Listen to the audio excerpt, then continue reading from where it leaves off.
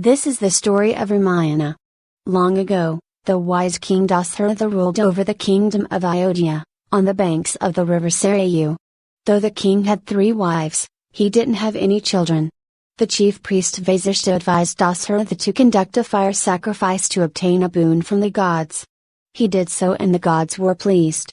One of them appeared out of the flame and handed him a pot full of nectar.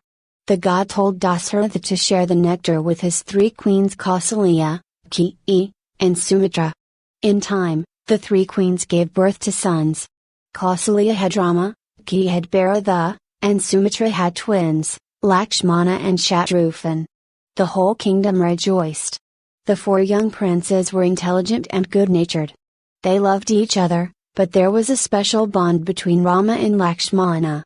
One day, sage Vishwamitra came to Dasharatha and asked him to send Rama to the forest with him to kill a demon who was continuously disrupting the fire sacrifices of the sages. Dasharatha sent both Rama and Lakshmana with Vishwamitra, and Rama was able to kill the hideous and terrible demon Tadaka. Vishwamitra was very pleased and so were the gods. Vishwamitra then took the young princes to the neighboring kingdom of Mithila, which was ruled by King Janaka. In Mithila, Rama succeeded in stringing a great bow given by Lord Shiva, which many before had tried and failed. This won him Janaka's daughter Sita in marriage. Rama married Sita and they lived happily for many years. Dasharatha decided that it was time for Rama to become king. Everybody was pleased because Rama was a kind prince. However, Kaikeyi's maid, Manthara, was not happy. She wanted her queen's son, Bharatha, to become the king. Manthara poisoned Kaikeyi's mind. She decided to ask Dasharatha for the 2 boons he had promised her. Kaikeyi asked Dasharatha to make Bharatha the king and send Rama away to the forest for 14 years.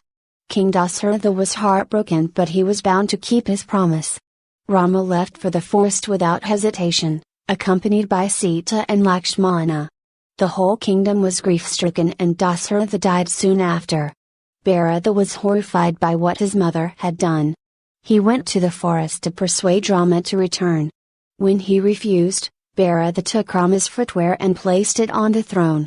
He said he would rule till Rama returned.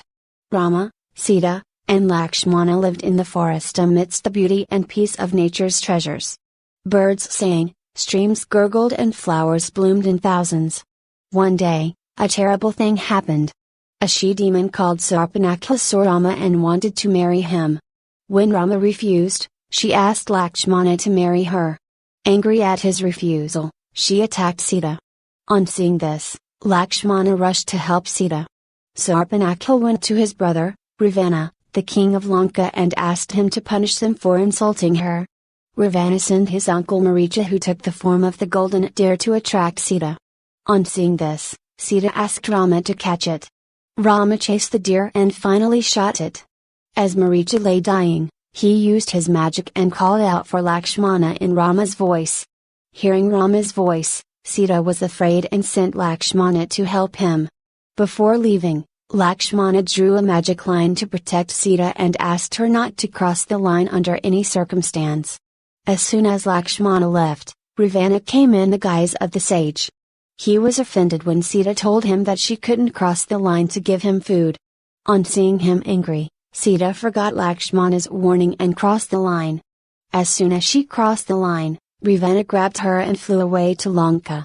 Hearing her cries, Jatayu, the king of eagles, tried to help her, but Ravana wounded him badly. Rama and Lakshmana set out in search of Sita. Jatayu told them that Sita had been abducted by Ravana. On their way, Rama killed demon Kabanda, releasing him from the curse. The demon advised them to meet Sugriva, who would be of great help in finding Sita. They took the demon's advice and met Sugriva. Sugriva agreed to help only if he killed Bali, who was Sugriva's brother. Rama defeated Bali and Sugriva became the Monkey King. Keeping his promise, Sugriva asked his chief, Hanuman, and his entire army to help him. Rama sent Hanuman in search of Sita. Hanuman found Sita in one of the gardens of Ravana's palace. He gave her Rama's ring and told her that Rama would come and rescue her soon. Ravana's soldier caught Hanuman and took him to Ravana. Hanuman then asked Ravana to set Sita free, but Ravana refused. He caught Hanuman and set his tail on fire.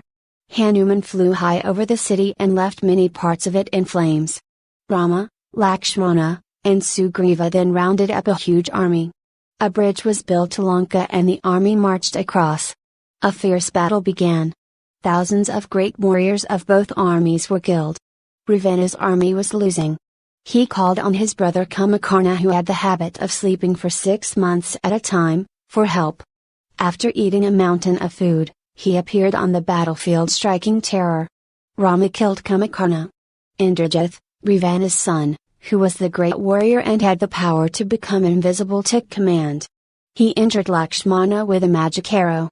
Lakshmana lay unconscious till Hanuman flew to the Himalayas and brought a herb that helped revive him. Lakshmana killed Indrajith and finally, Ravana and Rama came face to face. It took many days before Rama could finally kill Ravana with a weapon given by the gods. Finally, Rama and Sita were united. The 14 years of exile was over and they returned to Ayodhya. People rejoiced and came out to receive him. The celebrations went on for many days. The gods smiled down on the new king, who brought prosperity and happiness.